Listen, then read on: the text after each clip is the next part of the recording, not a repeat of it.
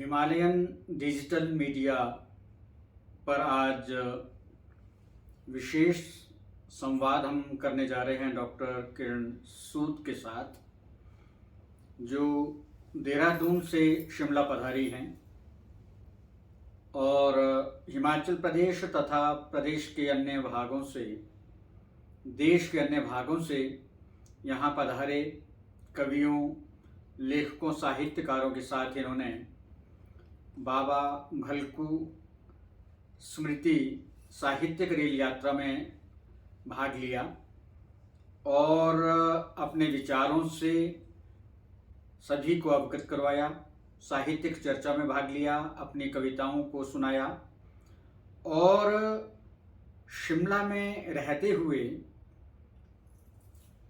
इस वर्षाकालीन मौसम की त्रासदपूर्ण चुनौतियों का सामना करते हुए भी साहित्य का अलख जगाए रखा। हिमालयन डिजिटल मीडिया पर डॉक्टर किरण सूद जी, आपका स्वागत है, अभिनंदन है। हम अपने दर्शकों के साथ ये जरूर साझा करना चाहते हैं कि डॉक्टर किरण सूद राजनीति विज्ञान में प्रोफेसर रही हैं और विभिन्न शैक्षणिक संस्थाओं में अध्यापन करते हुए कन्या महाविद्यालय देहरादून इनकी कर्मस्थली रही, जहाँ से ये प्रिंसिपल के पद से सेवानिवृत्त हुई हैं और उसके बाद अपना पूरा समय साहित्य सृजन के लिए, शिक्षा और समाज सेवा के प्रचार प्रसार के लिए समर्पित कर रही हैं। इनके विशिष्ट योगदान को देखते हुए अनेक राष्ट्रीय पुरस्कार भी इन्हें प्राप्त हुए हैं और शिक्षा मंत्रालय से युवा मन की उड़ान पुस्तक के लिए भी इनको पुरस्कृत किया गया है, सम्मानित किया गया है। डॉक्टर किरण सूद मोटिवेशनल स्पीकर हैं और अपने विचारों से, अपने अनुभव से अनेक लोगों को प्रेरित करती हैं, प्रेरणा प्रदान करती हैं। अनेकों लोगों की ये प्रेरणा स्रोत हैं और उनका मार्गदर्शन भी करती हैं। श्री अरविंदो आश्रम के माध्यम से इन्होंने शिक्षा, स्वास्थ्य, समाज सेवा आदि विभिन्न प्रकल्पों का संचालन करते हुए, उसमें अपना योगदान प्रदान करते हुए बहुत सराहनीय कार्य किया है। एकाकी महिला पर केंद्रित इनकी एक रचना है, अवगुणचित न धरो। ये पुस्तक इनकी बहुत चर्चित रही है और एक कहानी संग्रह भी इनका प्रकाशित हुआ है, कोई सुन रहा है क्या। इस तरह से एक ये सीरीज भी इनके माध्यम से आ रही है और उसमें भी डिजास्टर मैनेजमेंट के जो विभिन्न विषय हैं, भूकंप है, पर्यावरण है या अन्य दूसरी जो चुनौतियां हैं, उन पर भी इनका लेखन, इनके विचार हमारे सामने आ रहे हैं। अनुवाद भी इन्होंने किया है और संजीत चोपड़ा की पुस्तक 10,000 करोड़ का इन्होंने हिंदी में अनुवाद किया है और यह पुस्तक भी बहुत चर्चित रही है। पंजाबी, हिंदी कविताओं का लेखन और विभिन्न कार्यक्रमों में देश भर में शिरकत करना, भागीदारी और अपने विचारों के माध्यम से, अपनी कविताओं, कहानियों के माध्यम से, मोटिवेशनल स्पीच के माध्यम से अधिक लोगों के साथ जुड़ने का प्रयास करना। डॉक्टर किरण सूद राष्ट्रीय स्तर पर प्रकाशित होने वाली कादम्बिनी, हिंदुस्तान, पाखी आदि विभिन्न पत्र पत्रिकाओं में भी चर्चित रही हैं और इनकी रचनाएं वहाँ प्रकाशित होती रही हैं और बहुत सारी इनकी कहानियाँ पुरस्कृत भी हुई हैं। अष्टांग योग के माध्यम से भी ये लोगों का मार्गदर्शन करती रही हैं और स्वास्थ्य और शिक्षा का एक समन्वय इनके व्यक्तित्व में हम देख सकते हैं। डॉक्टर किरण सूद डॉक्यूमेंट्री के क्षेत्र में भी हस्तक्षेप रखती हैं और इन्होंने जो कुछ डॉक्यूमेंट्री बनाई है, उनमें एक चंपावत के मंदिर को विशेष प्रशंसा मिली है। तो इस तरह बहुआयामी व्यक्तित्व की धनी डॉक्टर किरण सूद आज हमारे साथ संवाद करने के लिए उपस्थित हैं। हम इनका हिमालयन डिजिटल मीडिया पर हार्दिक स्वागत करते हैं। डॉक्टर किरण सूद, आपका शिक्षा के क्षेत्र में बहुत महत्वपूर्ण योगदान रहा है। तो पढ़ाना और विद्यार्थियों को समझना, उनको मार्गदर्शन देना, उनको मोटिवेशनल स्पीच के माध्यम से भी शिक्षा के साथ साथ उनकी पर्सनालिटी को डेवलप करना, ये यात्रा आपकी कैसी रही और आपके अनुभव कैसे रहे? डॉक्टर साहब, ये बहुत बहुत लंबी यात्रा है, क्योंकि मैं बहुत छुटपन में ही जैसे ही एमए पास किया था, तुरंत गर्मी की छुट्टी के बाद मुझे पढ़ाने का मौका मिल गया था। और उस वक्त जो इंटरव्यू बोर्ड था उसके द्वारा सिलेक्ट होकर मैं जैसे जून जुलाई में परीक्षा हुई और सितंबर में मैं लेक्चरर बन गई थी। तो बहुत बहुत लंबे अरसे तक मैंने शिक्षण कार्य किया। और क्योंकि उस वक्त मेरे से सीनियर्स भी मेरे स्टूडेंट्स थे और उस वक्त बड़े बुजुर्ग महिलाएं भी जो दोबारा पढ़ने के लिए आती थी, रिटर्नर्स थी, वो भी मेरी क्लास में रही। तो ये एक शुरुआती अनुभव मेरा काफ़ी चुनौतीपूर्ण था, लेकिन मुझे बहुत बहुत ही हर्ष का विषय है कि हमारी जो उस वक्त प्राचार्य थी, हमारी संस्थापक प्राचार्य श्रीमती सुशीला डोभाल, और जो हमारी हेड ऑफ द डिपार्टमेंट थी श्रीमती आरती सेन, उन्होंने बहुत ही अच्छे तरह से संभाला, समझाया। और मुझे याद है, मैं अपने 2 प्रिंसिपल्स की बात कभी नहीं भूलूंगी, जिनकी वजह से मैं आज जहाँ पहुँची हूँ वहाँ हूँ।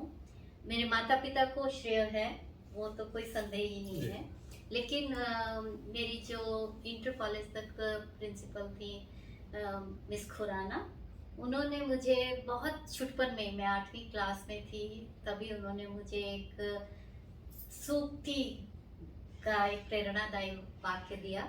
उन्होंने कहा, जमाना कहता है, क्या कहता है कहने दो। मैं एक नाटक में एक्टिंग कर रही थी, तो मुझे बहुत संकोच था कि जाने दुनिया क्या कहेगी। तो उन्होंने उस वक्त मुझे समझाया था कि तुमने स्टेज पे जाकर एक्टिंग करनी है, जमाना क्या कहता है, क्या कहता है कहने दो। तो ये वाक्य मेरे जीवन का टर्निंग पॉइंट हो गया उतनी छोटी उम्र से। हमारी प्रथम प्राचार्य श्रीमती सुशीला डोभाल मेरे लिए प्रेरणा का अजस्र स्रोत रही। उन्होंने मुझे टीचर बनते ही ये पहली बात समझाई थी कि अब तुम लेक्चरर बन गई हो और अब तुम बड़ी हो गई हो। और तब से एक जिम्मेदारी का एहसास होने लगा और उन्होंने धीरे धीरे मुझे अपने साथ रखकर एक ट्रेनिंग दे दी कि मुझे बहुत पहले ही से एडमिनिस्ट्रेशन का अनुभव होने लगा। जैसे एग्जामिनेशन के समय पेपर की सॉर्टिंग होती है, पेपर को डेट वाइज लगाया जाता है। तो वो मेरा पहला ही साल था जब मुझे उन्होंने ये सिखा दिया कि एग्जामिनेशन पेपर्स की गड्डियाँ बनाकर डेट वाइज हम उसको ऑर्गेनाइज कैसे करते हैं, आंसर बुक्स को हम कैसे ऑर्गेनाइज करते हैं। तो उन्होंने बहुत ही पहले 2 वर्षों में ही आप समझ लीजिए कि एग्जामिनेशन सिस्टम मुझे उनकी वजह से पूरा समझ में आ गया था। तो ये एक ऐसा पक्ष था जिसकी वजह से मेरा धीरे धीरे आत्मविश्वास बढ़ता रहा, क्योंकि वो कहीं भी डिबेट के लिए स्टूडेंट्स को ले जाना हो या यूथ फेस्टिवल में ले जाना हो या स्पोर्ट्स की लड़कियों को ले जाना हो, और वो मुझे इंचार्ज बनाकर भेजने लगी। उस उम्र से ही मुझे एक जिम्मेदारी का एहसास होने लगा कि अपने साथ चल रहे स्टूडेंट्स को हमें यात्रा के दौरान कैसे मैनेज करना है। जबकि कई छात्राएं आयु में मेरे से उस समय बड़ी होती थी और बहुत साहसी भी होती थी, विशेष रूप से बास्केटबॉल की छात्राएं। मुझे याद है कि एक बार हम कुरुक्षेत्र टीम ले गए, तो उन्होंने मुझे कहा, जो मेरे साथ स्टूडेंट्स थी वो सब लंबी लंबी स्टूडेंट्स थी, उन्होंने कहा मैडम आप इस तरफ चलिए, हम आपका ध्यान रखेंगे। तो ऐसा भी हुआ कि बहुत दफ़ा मुझे छात्राओं ने प्रोटेक्शन भी दिया और छात्राओं ने मेरा ध्यान भी रखा। अ, ये एक ऐसा अनुभव था कि एक छात्राओं के साथ मेरा परिवार जैसा संबंध बनता रहा। मैं छात्रावास में रहती थी, वैसे ही हम छात्राएं बहुत एकजुट रहती थी। हमारी एकता को कोई नहीं तोड़ सकता था। हमारी वार्डन कहती थी, कुछ भी हो जाए तुम्हारे में से एक भी लड़की शिकायत लगाने नहीं आती। तो वो जो एकजुटता का जो हमें सूत्र मिला हुआ था एक स्टूडेंट लाइफ से ही, आज तक वो मेरे साथ है कि जब हम एक टीम में होते हैं, एक समूह में होते हैं, तो हम एक दूसरे को सहारा भी देते हैं और एक दूसरे की सुरक्षा भी देते हैं और एक दूसरे को आगे बढ़ाने में भी टीम की तरह काम करते हैं।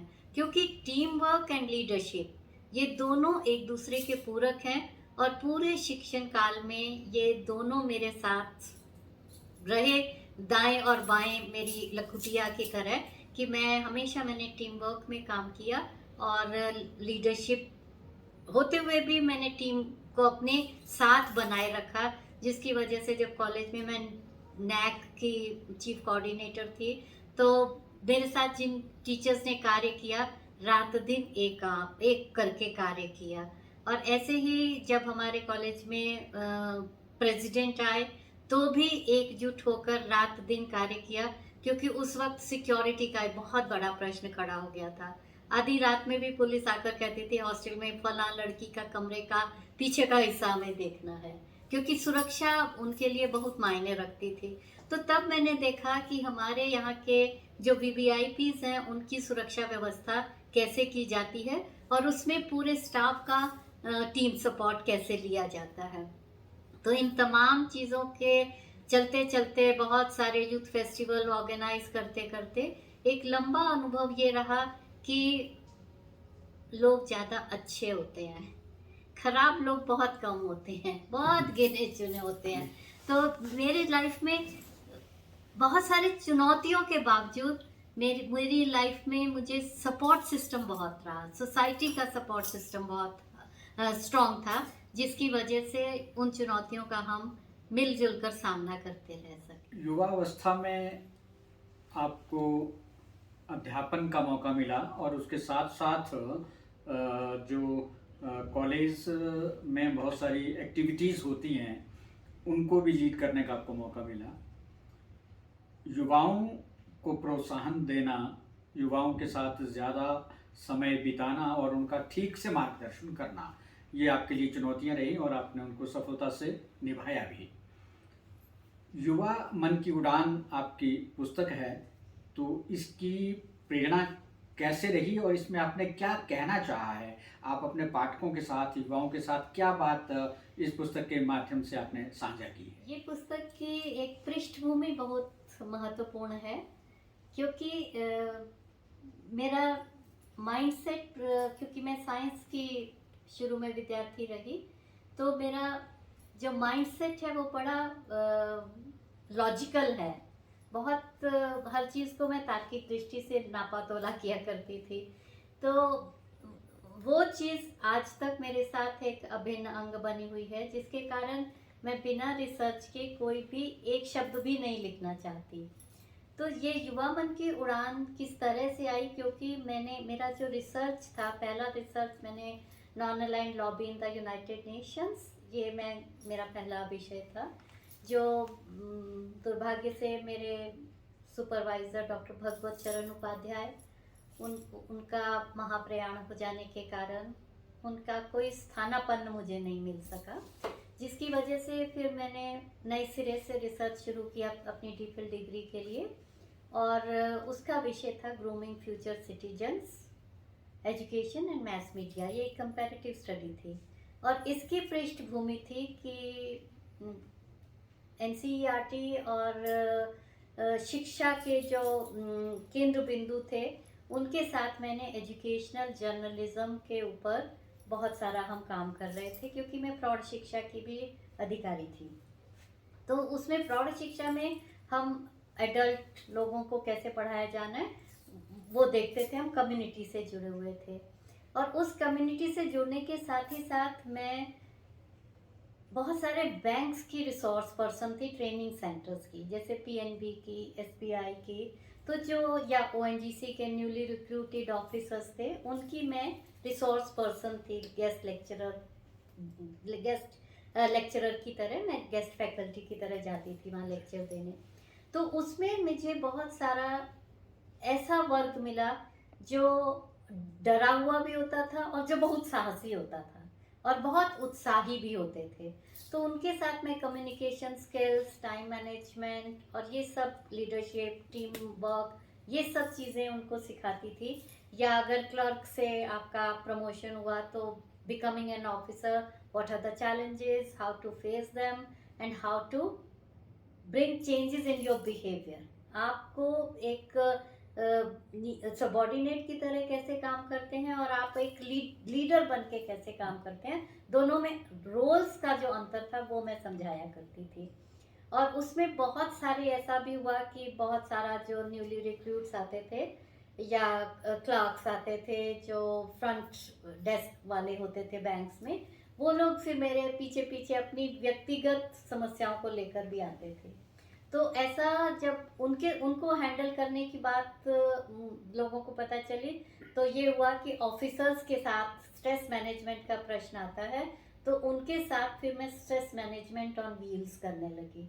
तो ये सब कार्यक्रम करते हुए मैं बहुत सारे यूथ के संपर्क में आई और उसके साथ ही साथ मैं योग सिखाती थी, मेरा पैशन है योग। उसमें मैं बहुत सारे यूथ के साथ आई जिसमें साइकोलॉजिकल उनके जो कन्फ्यूजन्स थे उनके बारे में हम बात किया करते थे, क्योंकि योग जो है केवल शारीरिक नहीं, मानसिक क्रिया ज़्यादा है। उससे मुझको यूथ के भीतर झांकने का अवसर मिल गया और मैं अंग्रेजी में किताब लिख रही थी, लेकिन बाय चांस मैं अशोक माहेश्वरी जी से मिल गई। तो अशोक माहेश्वरी जी ने कहा हिंदी में लिखिए, और मुझे ये बात समझ में भी आई। उन्होंने कहा कि अगर 2% तक पहुंचना चाहती हो तो अंग्रेजी में लिख लो, अगर 80% के साथ पहुंचना चाहती हो तो हिंदी में लिखिए। तो मुझे ये बात इतना दिल को छू गई कि मैंने अपना मीडियम चेंज कर दिया और अब मैं इंग्लिश में लिख रही हूँ। मैं ये नहीं कहती कि मैं इंग्लिश में नहीं लिखती, मेरी अभी न्यूज़ इंडिया में मेरी इंग्लिश की कविताएं प्रकाशित हुई हैं, लेकिन उसके बाद मैंने लगातार हिंदी में लिखा अशोक जी की बात सुनने के बाद। तो उन सब अनुभवों को संजो कर मैंने ये किताब लिखी, युवा मन की उड़ान, जिसमें हर एक पहलू के साथ सच्ची कहानी है, छोटी छोटी कहानी है, जो सच्ची कहानी है जो मैंने फील्ड में से उठाई। जब मैं एज अ ट्रेनर जाती थी तो फील्ड में जो मुझे प्रश्न किए जाते थे उनमें से कहानियाँ उठाकर ये एक किताब बनी, जिसकी वजह से ये लोकप्रिय भी हुई और इसके आधार पर हमने Delhi branch Shri Aurobindo studies groups को बनाकर हमने बहुत सारे यूथ कैंप्स किए कुमाऊं में और दिल्ली में, और तारा दीदी ने ये किताब खरीद कर पार्टिसिपेंट्स को निःशुल्क बांटी। Psychological approach towards management concepts, तो इसमें time management, goal of life, आप कैसे नशे से दूर रह सकते हैं, अगर किसी व्यसन में फंस गए हैं तो उससे मुक्त कैसे हो सकते हैं, एकाग्रचित्त कैसे हो सकते हैं, कुंठा और अवसाद से कैसे बच सकते हैं, आत्महत्या से कैसे बच सकते हैं, इन सारे प्रश्नों का उत्तर युवा मन की उड़ान में पाठकों को उपलब्ध रहा। युवा मन की उड़ान आपकी पुस्तक बहुत चर्चा में रही है और जैसा आपने बताया कि उसमें जो यथार्थ घटनाएं हुई उन्हीं को आपने उसमें शामिल करने का प्रयास किया है और युवाओं तक वो पहुंची भी। आपने जैसे बताया कि अष्टांग योग और बहुत सारी गतिविधियों के माध्यम से आप युवाओं को प्रेरणा देती रही हैं और एक मोटिवेशनल स्पीकर के तौर पर भी आपने खुद को एस्टेब्लिश किया। जबकि हम देखते हैं कि नौकरी और अध्यापन के साथ कोई ज़्यादा इस तरह की टेंशन लेना नहीं चाहता है। क्लास में गए, पढ़ाया और किसी ने पढ़ा तो भी ठीक है, क्या रिजल्ट होता क्या नहीं होता, बहुत सारे टीचर्स इस बारे में कोई ज़्यादा टेंशन चिंता नहीं करते हैं। लेकिन आपका जो विज़न रहा वो ये रहा कि बच्चों के साथ लगातार बने रहना है, उनके एक्टिविटीज़ में घुस जाना है, उनको जो है वो प्रेरणा देनी है। तो एक मोटिवेशनल स्पीकर के नाते और इन सब एक्टिविटीज़ में किस तरह से आप बच्चों को ये प्रेरणा दे पाई हैं, ख़ासकर युवाओं को? और जैसा आपने कहा कि प्रौढ़ लोगों के साथ भी आपका कार्य रहे हैं शिक्षा के माध्यम से, तो ये जो समाज की अलग अलग आयु वर्ग के लोग हैं, बच्चे हैं, युवा हैं, वृद्ध हैं, प्रौढ़ हैं, और उसमें पढ़े लिखे भी हैं, अनपढ़ भी है, कई तरह के उसमें लोग हैं, कई तरह की पर्सनैलिटीज़ के साथ आपका सामना होता रहा है। तो इनको आप किस तरह से मैनेज कर पाई हैं, और एक मोटिवेशनल स्पीकर के नाते क्या आपके साथ चुनौतियाँ रही हैं और आपने किस तरह से इसमें सफलता अर्जित की? जी, मोटिवेशनल स्पीकर बनने के लिए सबसे पहली ज़रूरत तो ये है कि हम स्वयं मोटिवेटेड रहें। अगर हम खुद ही थके थके से रहेंगे तो दूसरे को क्या कहेंगे कि आओ चलो चलते हैं, काम करेंगे। इसमें सबसे बड़े प्रेरक तत्व जो मेरे जीवन में रहे, मेरे पिता, मेरी माँ, जिन्होंने हमेशा ये कहा कि हार नहीं माननी। एक बार कदम बढ़ाया है तो आपको कितनी भी चुनौतियां सामने क्यों ना आए, आपको अपनी मंजिल हासिल करनी ही है। और यही शिक्षा मेरे काम आई जब मैं मोटिवेशनल स्पीकर की तौर पे लोगों से मिली। तो मुझे यही लगता था कि ये जो लड़कियां हैं ये पढ़ने के लिए आई हैं और इनको सिर्फ बीए की डिग्री नहीं, साथ ही साथ जीवन का सामना कैसे करना है ये भी सिखाना ज़रूरी है। तो बहुत दफ़ा मैं एक्स्ट्रा टाइम भी उनको देती रही, उनको एटिकेट्स, उनको बिहेवियर, उनको डे टू डे लाइफ की जो चुनौतियाँ आती हैं उनका सामना कैसे करना है ये सिखाना। जो मोटिवेशनल स्पीकर के लिए ज़रूरी है कि सामने वाले व्यक्ति का विश्वास जीतना और उनको कुछ भी बात ऐसी ना कहना जिसमें उपदेश लगे। तीसरी चीज़ जो मुझे लगता है कि बहुत यथार्थ से जुड़कर बात कहनी चाहिए। हम अगर बहुत हवाई बातें कह देते हैं जो सिर के ऊपर से निकल जाती हैं तो उनका कोई लाभ नहीं होता। इसीलिए जब मैं चाहे श्रीमद् भगवद गीता के संदर्भ में in the light of Shri Aurobindo study groups करती हूँ, इवन रिटायर्ड पीपल भी जो आते हैं वो भी मेरी बात को सुनते, समझते, स्वीकार करते हैं, क्योंकि मैं उनको गीता एक आध्यात्मिक ग्रंथ के रूप में नहीं बल्कि लाइफ स्टाइल को कैसे हम बदल सकते हैं, अपनी सोच को बदलकर हम कैसे खुश रह सकते हैं, उस दृष्टिकोण से गीता का अध्ययन करते हैं हम लोग मिलकर। तो यही कारण है कि चाहे वो 50 से ऊपर के व्यक्ति भी होते हैं तो भी वो उस बात को समझते हैं और स्वीकार करते हैं परिवर्तन की बात को। तो यही मेरे लिए एक की है कि मोटिवेशन हम दूर से बादल दिखाकर नहीं कर सकते। हम उनको वर्षा की बूंदों का जो महक है या जो उसका भीगापन है उसे महसूस करा के हम उनको सही रास्ते पर लेकर आ सकते हैं। और इसीलिए मैं इस चुनौती को भी स्वीकार करती हूँ बहुत दफ़ा कि नशे से मुक्ति पाई जा सकती है। अगर किसी को पहली बातों में रोकना है और अगर किसी को कोई व्यसन है तो भी हम 21 दिन के समय में किसी को भी किसी भी आदत या किसी भी व्यसन से मुक्त कर सकते हैं। और ये भी मेरा दावा रहता था जब मैं योग सिखाती कि अगर किसी को नींद ना आने की प्रॉब्लम है या क्लॉस्ट्रोफोबिया था, जैसे एक मेरी योग के पार्टिसिपेंट को, तो उनको इस तरह की जो समस्याएं हैं उनको भी बातचीत और उसके साथ ही साथ व्यवहारिक सलाह देकर हम समस्या का समाधान ढूंढकर बता सकते हैं। अब गुण चेतना धरो डॉक्टर किरण सूद की एक एकाकी महिला के प्रेम कहानी पर आधारित पुस्तक है।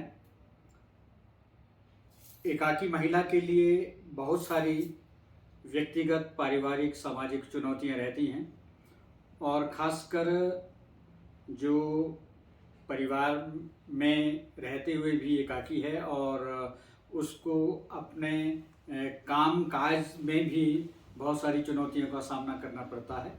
तो शायद इसी तरह के कुछ प्रसंग इस पुस्तक का विषय हो सकते हैं।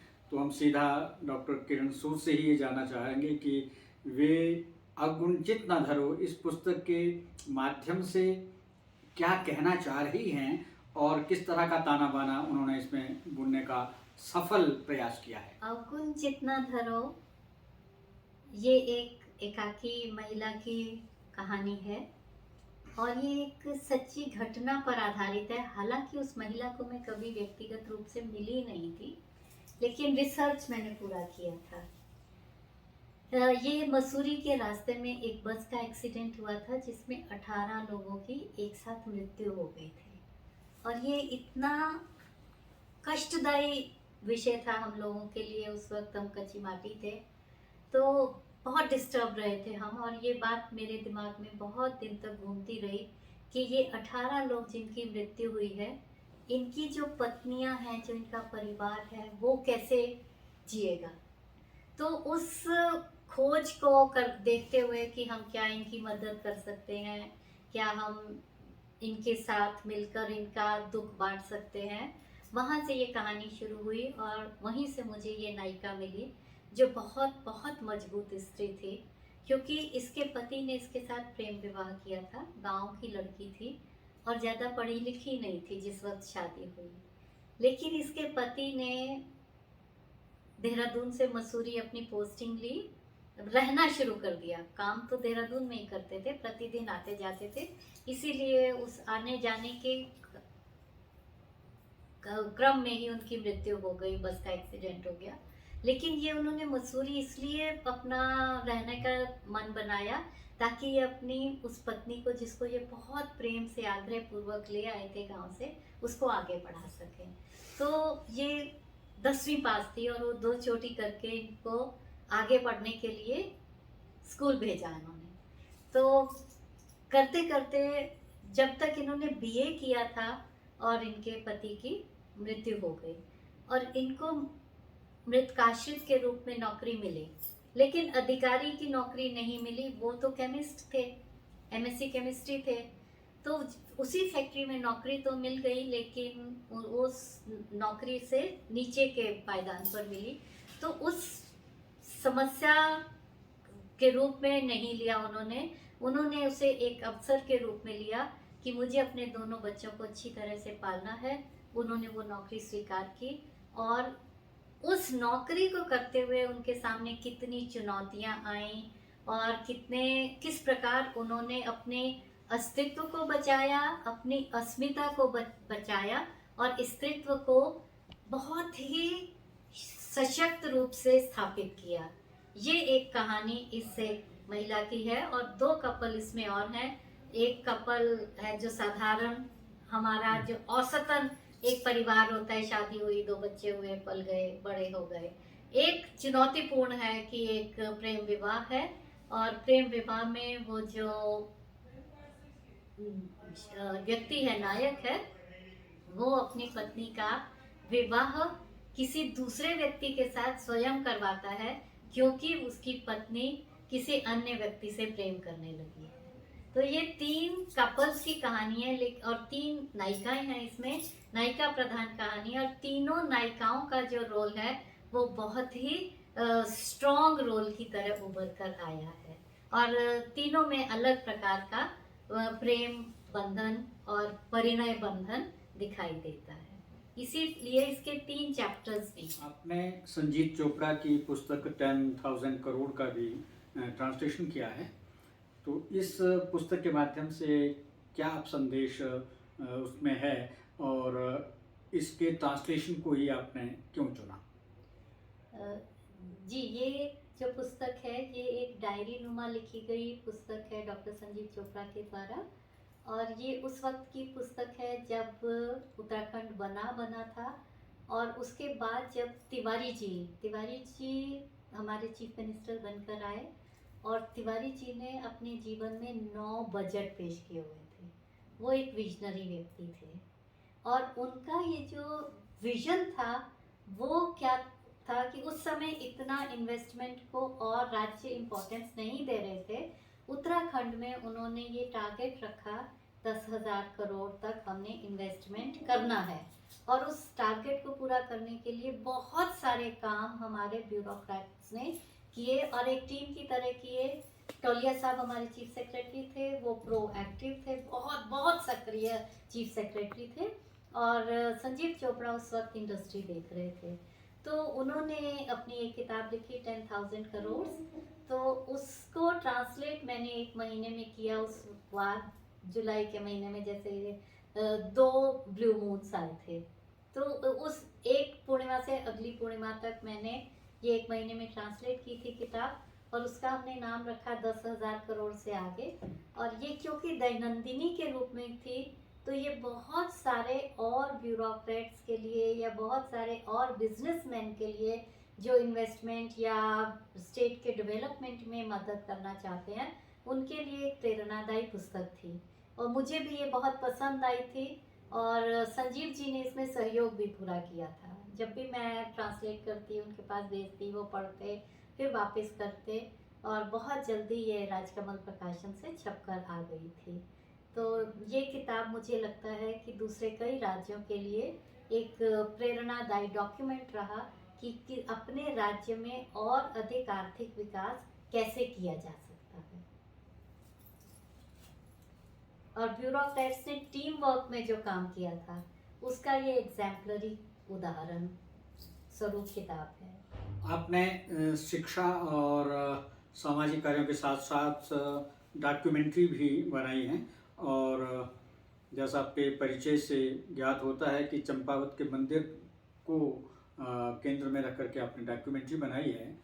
तो ये डॉक्यूमेंट्री के क्षेत्र में आप कैसे आई और क्या चैलेंजेस इसमें रहे, आप क्या उसमें आपने दिखाया है? ये मेरे जीवन का एक बहुत बड़ा मोड़ है डॉक्टर साहब, क्योंकि मैं आर्य समाजी परिवार में जन्मी पली बड़ी हुई। हम हवन करते, हम कभी मंदिर में नहीं जाते।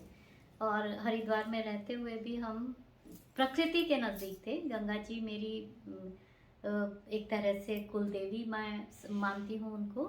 हमारे पिता हमें गंगा जी पर ले जाते, सांझों को गर्मियों की हम वहाँ बैठकर आम खाते, घंटों बैठते। कुंभ में वो बहुत बहुत लंबा चलाते हमें और बहुत सारे लोगों से मिलवाते थे। लेकिन वो सब कुछ जो मिलना जुलना होता था, सब कुछ जो देखना होता था, वो मेरे पिता की दृष्टि शोध परक थी। तो वो उन्होंने एक तरह से ग्रूम किया लेखक बनने के लिए कि मुझे वो कहते थे बात करो इनसे, जानो और जानो, अभी ये नहीं पूछा ये भी पूछो। तो बहुत सारे वो प्रश्न देखते थे और मैं प्रश्नाकुल होकर उन लोगों से, जो साधु सन्यासी यात्री, कुंभ के मेले की भीड़, वो सब उन्होंने हमें दिखाई। लेकिन आर्य समाजी जो पृष्ठभूमि थी मेरे मस्तिष्क में, वो अलग नहीं हो पा रही थी। उत्तराखंड में जब मैं पहाड़ पर गई, जब मैंने मंदिरों को देखा, तो गंगोली हाट में हाट कालिका देवी का एक मंदिर है, जो कुमाऊं रेजिमेंट का कुलदेवी हैं। उस मंदिर में सहस्त्र चंडी पाठ हो रहा था और मैं 2 दिन पहले ही बद्रीनाथ जी से लौटी थी। आस्था का विषय उस वक्त ऐसा नहीं था कि मैं बहुत वहमी होती या मैं बहुत ही पूजा में, उपासना में बहुत अधिक पद्धतियों को फॉलो कर रही थी। ऐसा मेरे साथ नहीं था। मैं लॉजिकल और मैं एक शोधकर्ता के रूप में मंदिरों में जा रही थी। ये एक सच बात है जो मैं आज स्वीकार करती हूँ, जबकि आज मैं आस्थावान व्यक्ति बन चुकी हूँ। लेकिन उस वक्त जब मैं हाट कालिका मंदिर में गई, तो क्योंकि सहस्त्र चंडी पाठ चल रहा था, पूर्णाहुति का दिन था, तो ऊपर सड़क से जब मैं नीचे आ रही थी और मैं योग का मेरा शरीर है, तो मुझे सहस्रार में बहुत वाइब्रेशंस पहली बारी महसूस हुई, इतनी अधिक कि मेरे आंसू आ गए। और फिर जब मैं मंदिर में गई तो मैं देवी की प्रतिमा सामने दिखाई दे रही थी, लेकिन वो सिर्फ देवी की प्रतिमा मुझे संतुष्ट नहीं कर पा रही थी। मैं वहाँ सहस्त्र चंडी पाठ की पूर्णाहुति हो गई, लेकिन मैं परिक्रमा करती रही मंदिर की, जैसे मैं कुछ खोज रही हूँ। अकस्मात मैंने देखा, दोपहरी का समय था, कि एक पुजारी जी आए और उन्होंने पूजा करनी शुरू की। और तब मैंने पहली बारी जाना कि यंत्र क्या होता है, कैसे जो देवता है वो श्री यंत्र को आम लोग भी जानते हैं। प्रत्येक मंदिर का अपना यंत्र होता है। जब उन्होंने वो फूल उठाए और उसने पूजा शुरू की तो मैंने कहा ये क्या है, तो उनका यही तो असली देवी है। और तब मैंने ये जाना कि मंदिर तो जो हम बाहर से देखते हैं उससे बहुत अधिक अंदर कुछ और है, बहुत ज़्यादा है। तो फिर मुझे एक क्या कहना चाहिए, धुन लग गई कि मैं मंदिरों के ऊपर शोध करने निकल पड़ी कि जो उत्तराखंड की देवभूमि के मंदिर हैं वो अद्भुत मंदिर हैं। और फिर जब मैं साउथ में गई तो मुझे साउथ और नॉर्थ के मंदिरों में कनेक्शन दिखाई देने लगा। काशी गई तो वहाँ मैंने देखा कि साउथ एंड नॉर्थ का कैसा निकट संबंध है। और उसमें उसी बीच मैं एक मंदिर में गई थी उत्तराखंड के ही, और वहाँ पर मुझे एक बहुत बुजुर्ग व्यक्ति मिले 95 साल के, और कुबड़ में थे वो, और वो व्यक्ति ऋषिकेश के थे। और आप यकीन नहीं करेंगे कि एक दिन मैंने देखा वो मेरे आवास पर आ गए बस में बैठकर, और उनके हाथ में पूरे मंदिरों की लिस्ट थी। वो किसी ज़माने में तहसीलदार रहे थे, पाँव पाँव पाँव पाँव पूरा उत्तराखंड देखा हुआ था, तो उन्होंने लेसर नोन मंदिरों की भी लिस्ट दी। तो मुझे लगा कि ये काम मुझे करना है, चाहे मैं पुस्तक के रूप में करूं या डॉक्यूमेंट्री के रूप में। तो मुझे थोड़ा सपोर्ट मिला सरकार का, कल्चर डिपार्टमेंट से थोड़ी ग्रांट मिली, और गिरजा शंकर वोरा और उनके एक साथी रणजीत रॉय, उनके साथ मिलकर हमने ये एक फिल्म शूट की पूर्णागिरी पर, जहाँ विश्वास किया जाता है कि सिद्धपीठ है और वहाँ पर देवी की नाभि गिरी थी। और उस मंदिर के ऊपर हमने एक डॉक्यूमेंट्री की है, और बाकी बहुत सारे मंदिरों का शोध सामग्री मेरे पास अभी है। जब भी परमात्मा चाहेगा उसके ऊपर हम और डॉक्यूमेंटेशन ज़रूर करेंगे। आपने शिक्षा, समाज सेवा और अनुवाद के साथ टेम्पल्स पर भी डॉक्यूमेंट्री की है, और भी आपके पास सामग्री शोधपूर्ण रूप से तैयार है जिसको आप भविष्य में कुछ करना चाह रही हैं।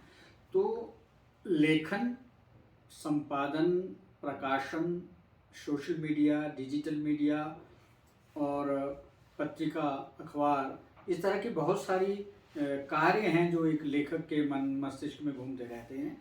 तो आप क्योंकि अभी घूम रही हैं, भ्रमण कर रही हैं, लोगों से मिल रही हैं, साहित्य सृजन में रत हैं, और आपने कविता, कहानी, उपन्यास, अनुवाद विभिन्न विधाओं में खूब लिखा है और चर्चित रहा है। तो भविष्य के लिए आपकी इस तरह की क्या योजनाएं हैं? भविष्य तो गुह्य होता है, भगवान के हाथ में होता है। फिर भी हम अपने मन में बहुत सारे प्रस्ताव उठाते रहते हैं, क्योंकि खाली रहना मेरे बस में नहीं है। मैं निरंतर कार्यरत हूँ, और आज भी मुझे लगता है 17 घंटे से कम तो हम कैसे काम करेंगे। कम से कम हमें 24 घंटे में 17 घंटे एक क्रिएटिव वर्क में लगे रहना चाहिए। तो उसी से मुझे लगता है स्वास्थ्य भी ठीक रहता है। जहाँ खाली बैठेंगे वहाँ पर हमारा स्वास्थ्य गड़बड़ा जाता है। मैं अभी जो कुछ अनुवाद का कार्य कर रही हूँ जो बहुत महत्वपूर्ण है, जल्दी ही आपके सामने आएगा। एक काव्य संग्रह सामने आएगा आपके, और योग पर एक पुस्तक लिख रही हूँ, वो भी जल्दी ही उम्मीद करती हूँ कि पाठकों के हाथ में होगी। आग्रह है मेरे दोनों पब्लिशर्स का कि मैं कुछ लिखूं, जैसे युवा मन की उड़ान जैसी एक प्रेरणादायी पुस्तक और लिखी जाए, ऐसा भी आग्रह है मेरे प्रकाशक महोदय का। उसके अलावा जो मैं डॉक्यूमेंटेशन कर रही हूँ वो साउथ और नॉर्थ का कनेक्ट किया है, और भारत का जो रिच हेरिटेज है, जो कल्चरल हेरिटेज है, उसको अगर हमने आज ऑडियो विजुअल में डॉक्यूमेंट्री बनाकर डॉक्यूमेंटेशन नहीं किया तो फिर आगे आने वाली जनरेशन इस तरफ न जानेगी न जाएगी। हालांकि बहुत सारा काम हो रहा है इस दृष्टिकोण से भी, और बहुत सारे लोग मंदिरों पर भी अब शोध कर रहे हैं, काफ़ी गहन शोध कर रहे हैं, लेकिन उसके साथ ही साथ हमारा जो सामाजिक संपर्क है उसको भी हम हाईलाइट करें। इस दृष्टिकोण से मैं प्रकृति और समाज का कैसे समन्वय हो सकता है, क्योंकि आज जो चुनौती है वो प्रकृति के ह्रास की चुनौती है। तो मेरे लिए आज का अगर एकमात्र कोई विषय है इम्पोर्टेंट, तो वो केवल एक ही है कि प्रकृति और समाज, मनुष्य, उनका हम समायोजन, सामंजस्य कैसे स्थापित करें ताकि ये धरा जीवित रह सके। वरना धरा के अस्तित्व को खतरा है, और धरा के अस्तित्व को खतरे का मतलब है पूरे यूनिवर्स को खतरा है। तो हम ब्रह्मांड की हत्या का पाप अपने सिर पर ना लें। ब्रह्म हत्या का पाप ही बहुत भयंकर पाप होता है, अक्षम्य पाप होता है। और अगर हम मनुष्य जाति जो अपने आप को बहुत विद्वान, प्रतिभाशाली, बहुत शोध परक मस्तिष्क वाला समझती है, अगर हम ब्रह्मांड की हत्या के दोषी हो गए तो फिर पूरा ब्रह्मांड हमारे विरुद्ध हो जाए तो आश्चर्य क्या। इसलिए प्रकृति और मनुष्य के मध्य सामंजस्य कैसे हो, दोनों का अस्तित्व बना रहे, इस दृष्टिकोण से काम करने की आज आवश्यकता है। ऐसा मेरा मानना है। बाकी बहुत सारे लोग काम कर रहे हैं, लेकिन मेरा भी एक महायज्ञ में आहुति रहे, इस नज़र से मैं ये कार्य में लगी हुई हूँ। डॉक्टर किरण सूद जी ने आज के इस कार्यक्रम में अपने विचार हमारे साथ साझा किए और विभिन्न प्रश्नों पर बड़ी बेबाकी से अपने अनुभव और अपने सृजन के माध्यम से अपने विचार रखे हैं। हम आशा करते हैं कि भविष्य में भी इनकी लेखनी से इस तरह की और बहुत सारी पुस्तकें आएंगी और कल्चरल हेरिटेज की ओर इन्होंने संकेत किया है, तो इस विषय पर भी इनकी लेखनी से कुछ ना कुछ निकलेगा, पाठकों तक पहुंचेगा और इनकी जो मोटिवेशनल स्पीचेस हैं वो भी पाठकों का, श्रोताओं का, लोगों का मार्गदर्शन करेंगी, ऐसी हम आशा करते हैं। हिमालयन डिजिटल मीडिया के साथ आपने बातचीत की, इसके लिए हम आपके बहुत आभारी हैं। बहुत बहुत आपका धन्यवाद। और हम धन्यवादी हैं हिमालयन डिजिटल मीडिया के एडिटर श्री हितेंद्र शर्मा जी के, कि उन्होंने इस कार्यक्रम को डॉक्यूमेंट किया और आप तक पहुंचाया। आप सभी श्रोताओं, दर्शकों का बहुत बहुत धन्यवाद, आभार, नमस्कार। नमस्ते।